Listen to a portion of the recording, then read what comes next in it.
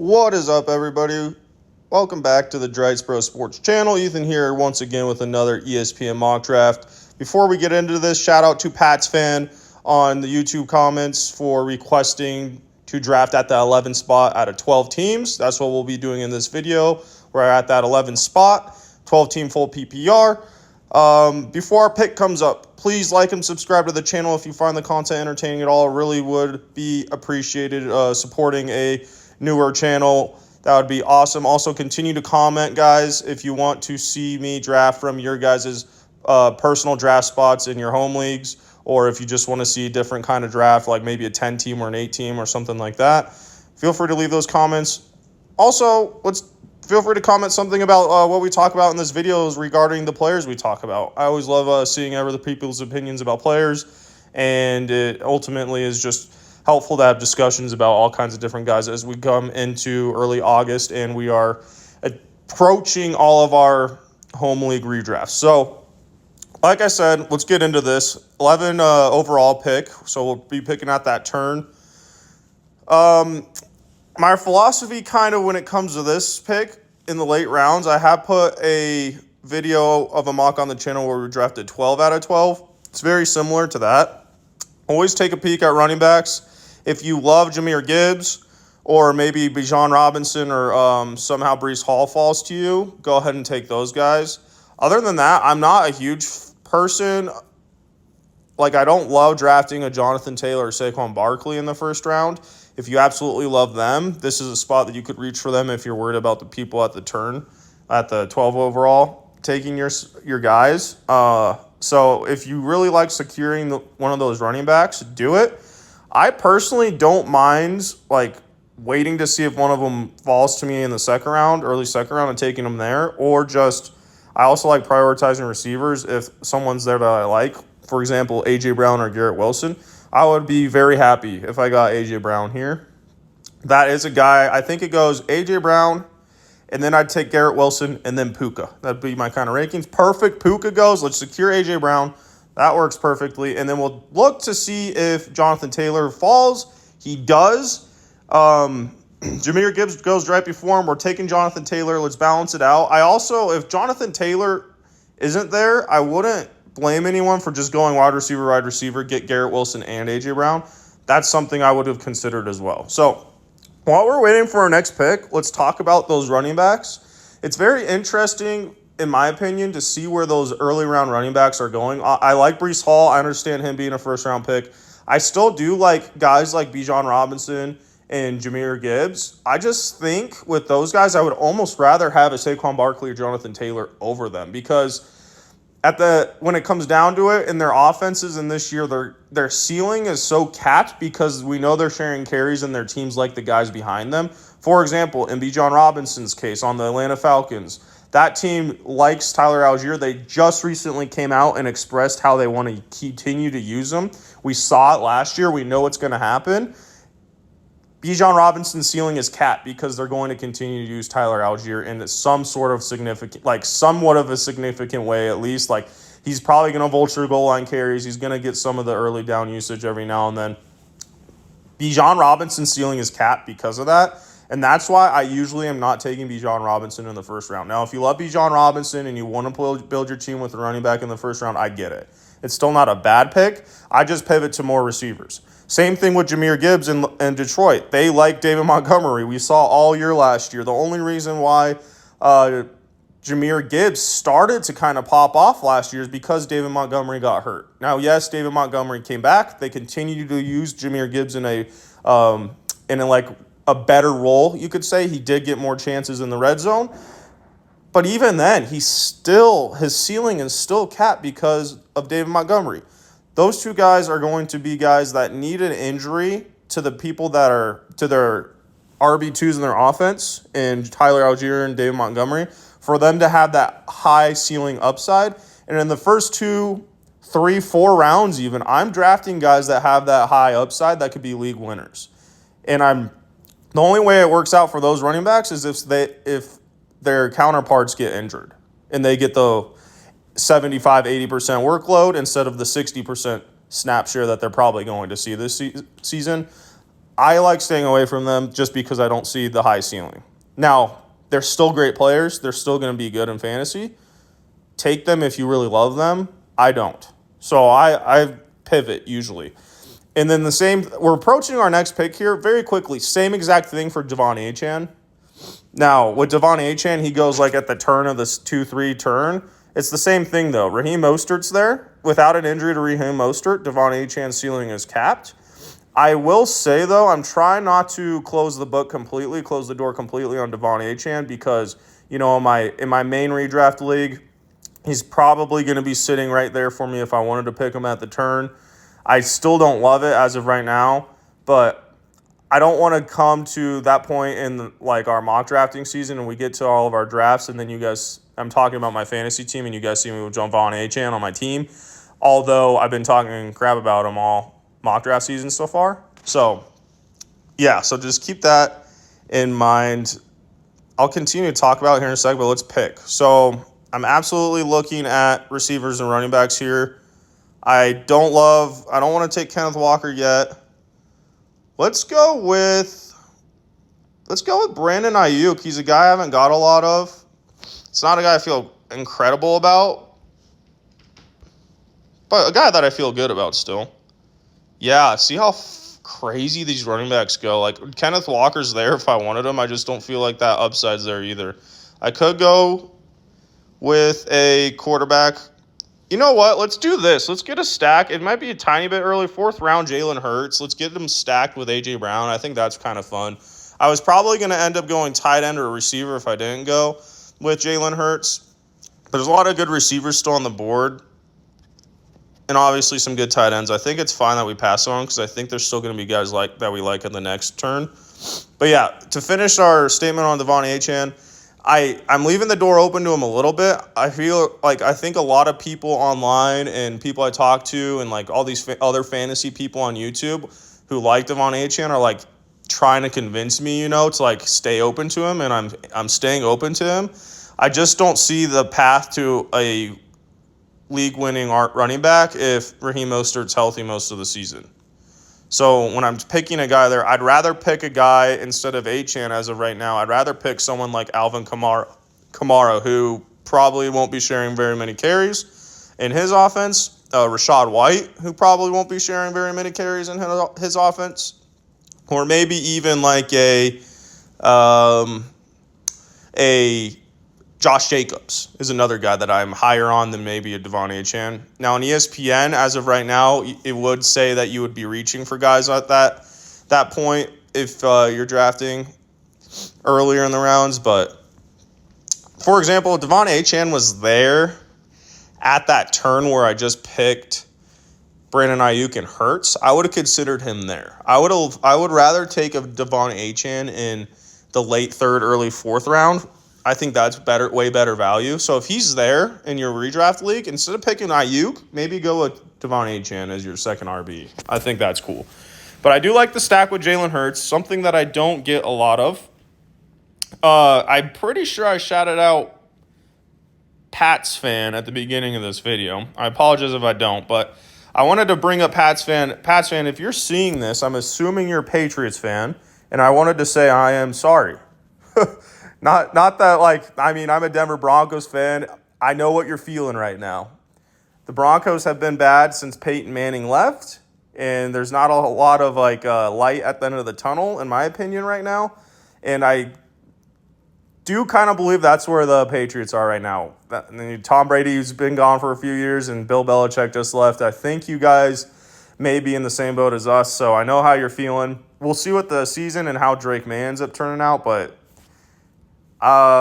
you're closer to that team probably than I would be, but it doesn't look good in my opinion for you. And then obviously I'm in the same boat as you with the Broncos. So, but I wanted to bring that up. Let me know in the comments if you are a Patriots fan and what you're thinking of the Pats for this season and the upcoming years. So, yeah, I do like the start to this team. It's still so early. I feel like for me, usually the first 4 or 5 rounds, I'm always liking my teams a lot. It's kind of later in the draft when things come together, it changes it. But yeah, we're going to look for tight end and receiver here and go with that hero RB. Since we locked up Jonathan Taylor, I'm going hero RB here. Because I don't really care to take Zamir White. or David Montgomery. Now, if Zamir White and David Montgomery fell to like 7th round, that's where I'd take them. But early 6th round seems just like not a very good value for those guys. Worst case scenario, I can get like Zach Moss as my RB2 later. That's a guy I'm growing on. Okay, so we're looking at this here. Now, if you love Tank Dell, I understand. If you love, I might go George Pickens here. I'm growing on George Pickens. Amari Cooper's, let's go tight end first. Let's go tight end. Ooh. I went ahead and sent George Kittle as the time was running down there. In my opinion, the rankings for tight ends, my personal rankings, are going to be George Kittle, then Pitts, and then Ingram. So that's why I kind of reached a little bit and went George Kittle there. Maybe a little early for George Kittle. I get that. So any of these wide receivers for your flex could be good. I don't think any of them are going to be there at the next turn, so I'm going to take a guy. And I'm going to take Jaden Reed. Tank Dell, if you like Tank Dell, you can go with him. Tank Dell, I'm not as high on anymore because he's coming off a serious injury and he's fighting for targets in his offense. Chris Godwin's a guy that I do like if you wanted to take him. He's very even, in my opinion, with Jaden Reed. Amari Cooper is a guy I still like. I'm just cooling on him a little bit because I'm worried about Deshaun Watson in Amari Cooper. I don't know if Deshaun Watson's actually going to be as good of a quarterback for the Browns offense fantasy-wise as like Joe Flacco was for them last year. And that's why I'm cooling a little bit on Amari Cooper. Keenan Allen, Terry McLaurin are also good picks if you like them. We've talked about both of them before in other videos. I like Keenan Allen as like a safety blanket for the quarterback and in that slot wide receiver role in the Bears offense. So if you feel confident in an older Keenan Allen with that rookie, go with him. Terry McLaurin, the rookie with Jane Daniels, I think he could have a very high ceiling this year. If you wanted to go home, I wouldn't have blamed you. And then Christian Kirk's okay there as well. I'm not very high on the Jacksonville offense at all. So what I did there is I wanted a piece of the Packers offense, and I like Jaden Reed and Christian Watson.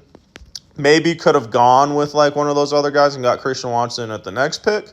But Jaden Reed's the guy I'm growing on. I just think Jaden Reed's kind of that slot guy in their offense, and I think he could easily have another season just like he did last year, and maybe even better. And it sounds like in training camp he's catching a lot of passes from Jordan Love. So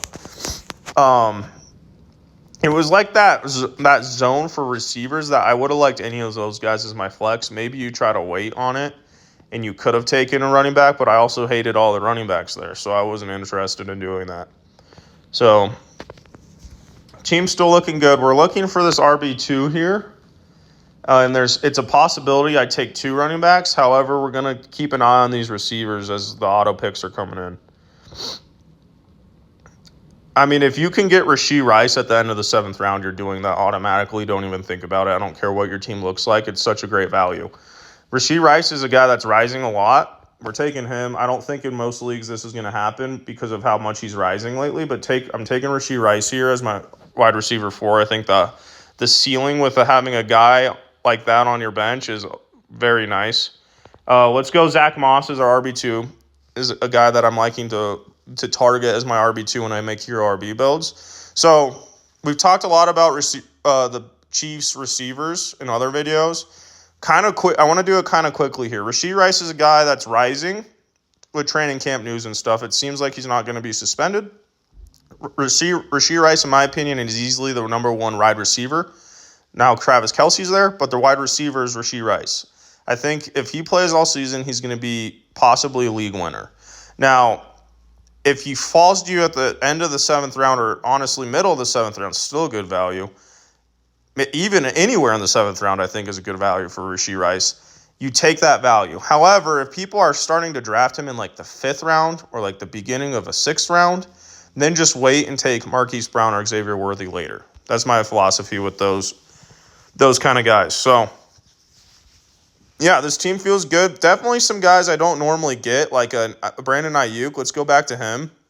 I did double up on the San Fran offense with Ayuk and Kittle. Looking back on it, that's maybe a mistake on my part. If it was my real redraft league, I don't love doubling up on skill players in the same offense.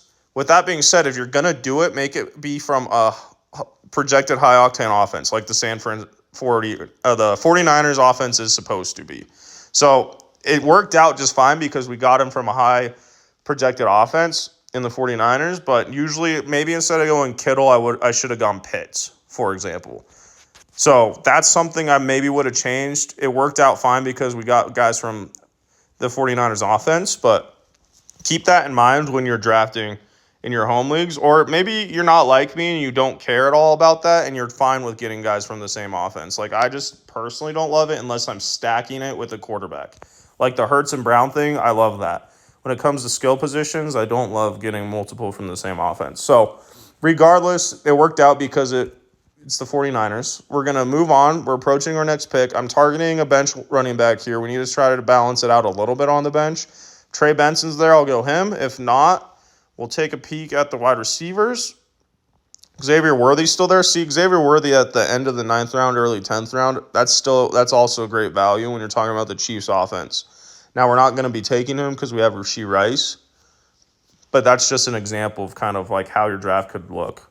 So we're going to go double RB here. We have like a little bit of a weaker RB2, so we're going to double up on RB here, and I don't love any of these receivers. We already said we're not taking Xavier Worthy. Tyler Lockett's there. Maybe you like him. I like Njigba way more than Lockett.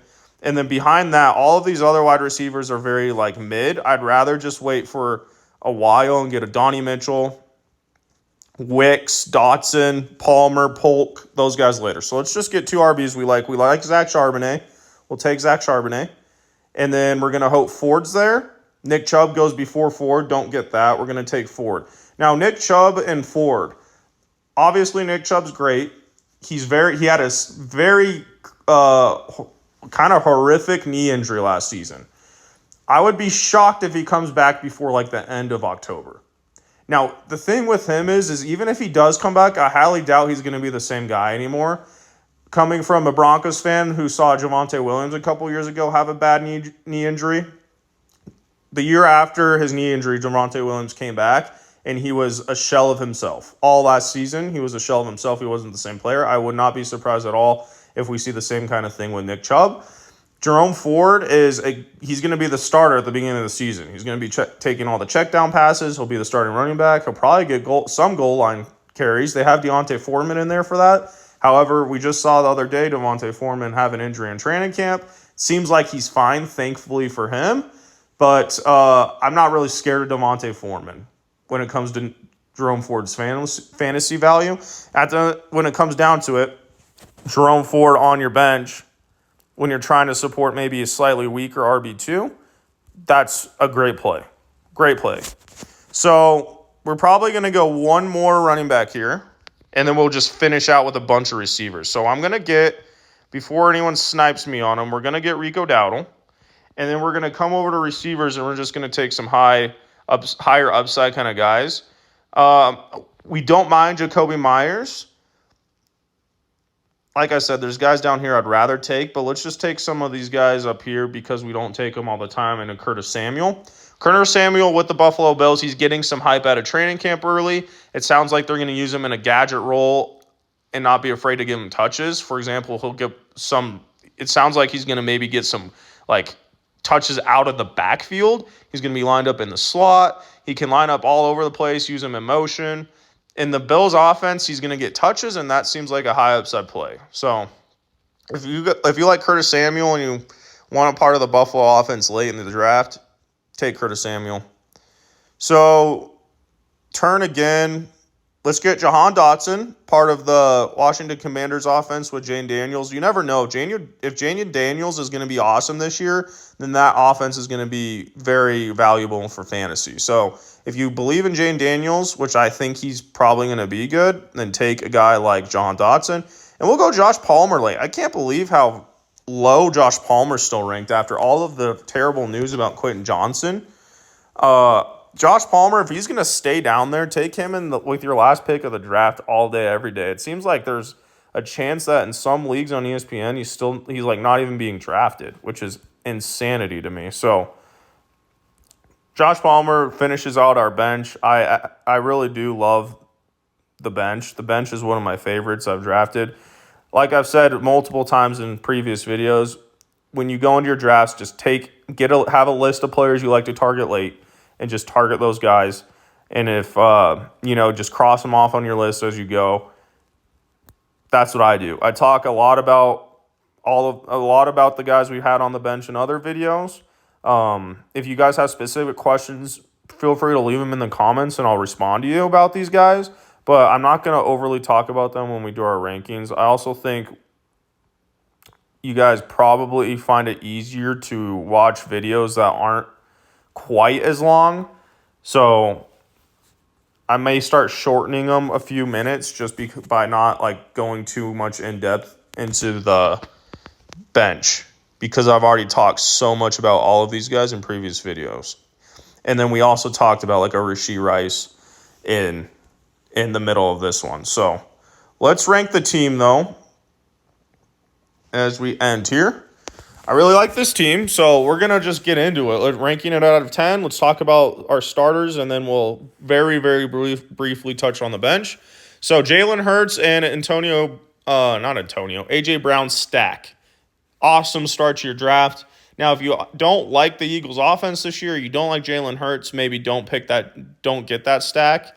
But I personally like the Eagles' offense this year. I think their defense is going to be bad. So I think they're going to be in a lot of shootout kind of games. And then, now they added Saquon Barkley. They should be a great offense still. Their line should be, they lost Jason Kelsey and maybe one other guy. I don't know if they lost anyone else, but their line should still be good. The Eagles offense is great. I want a piece of it if it falls to me that way. So we got that stack, which is super fun. Jonathan Taylor, Zach Moss. Let's just grade the whole running back room as a whole with the bench. I think the running back room is probably a B. Let's backtrack a little bit. Jalen Hurts, let's just go with Jalen Hurts. Jalen Hurts, I think, is an A- quarterback this year. A pick. He should be great. So he gets that rushing upside too. So we're going to be feeling great with that. Running back room as a total, we're going to go B. We started off hot with Jonathan Taylor. I think Jonathan Taylor is going to be awesome this year. I think he's going to be the workhorse in what should be a good offense in the Colts offense. Only thing that'll stop this guy is one of those guys. The only thing that's going to stop him and slow him down is if he gets hurt. There's worries about Anthony Richardson vulturing rushing touchdowns from Jonathan Taylor. Don't overthink that. Yeah, maybe it's going to happen. Like Jalen Hurts might do it to Saquon as well. But it's just, you can't bank on that kind of stuff. I mean, it's probably going to happen sometimes, but both Saquon and Jonathan Taylor both catch passes. They're still very high upside, so that feels great. Zach Moss, obviously a lower-end RB2. If he's the starting workhorse kind of guy for Cincy, he has a very high ceiling, but we don't know for sure. And it seems like they like Chase Brown, even though maybe they don't like him as much as we thought they did. So Zach Moss feels just fine, though. And then we have a lot of bench running backs that I personally have talked a lot about before, and we feel great about all of them. So we balanced it out. It's a B, maybe even a B+ running back room. Okay, the receivers. We get A.J. Brown, Ayuk, Jaden Reed, and we get a lot of great ones on the bench. We're going to give the receiving room, because we have Rashee Rice as our first receiver off the bench, we're going to give this an A- room. I love A.J. Brown. I love Jaden Reed. I love Rice. Ayuk's a guy I like. We didn't talk a ton about him in the video. I guess we can talk about him a little now. Ayuk's a guy I like. There's the trade stuff that concerns me a little bit, and there's a lot of mouths to feed in the offense. If he stays on the offense that he's on, if he stays on the 49ers, I love the offense, and he was awesome last year. So he's a wide receiver 2 to me. I would absolutely hate to leave my draft with Brandon Ayuk being my wide receiver 1. That doesn't make any sense to me. But if you're able to get him as your wide receiver 2, he seems like solidified wide receiver 2. Even if he does get traded, I wouldn't be surprised if he holds up that wide receiver 2 value. So maybe the receiver room as a whole is like an A-, but Brandon Ayuk himself is probably like a B pick. And then the rest of these guys I got like raises the grade. George Kittle, a guy I love. I've said before he's like a B+ pick as a tight end. He's kind of one of the last of a tier. The only reason why I maybe don't love it as much in this particular mock draft is because we have Ayuk and Kittle from the same team. something I don't love to do, but we already talked about it. Since it's the 49ers offense, it works out fine. Yeah, so we talked about Jayden Reed already. We talked about those receivers. The receiving room's probably that A-. George Kittle's maybe a B+. Bench looks great. I'm not going to give this team a 9, but it's also nothing less than an 8. So it's in between those. I think I'm going to – an 8.5 out of 10 for this team feels perfect to me. Let me know what you guys think in the comments of this team, maybe any of the players we talked about.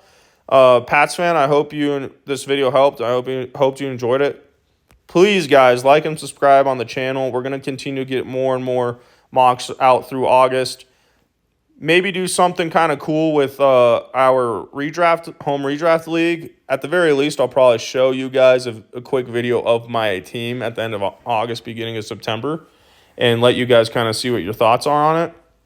And then as the season starts, we'll do more content as the weeks go on, as we get into the season for fantasy purposes. So, like and subscribe. Feel free to keep commenting your recommendations or your requests as far as where I should be drafting in these mocks. And that's going to do it for today, guys. Hope you enjoyed. Peace.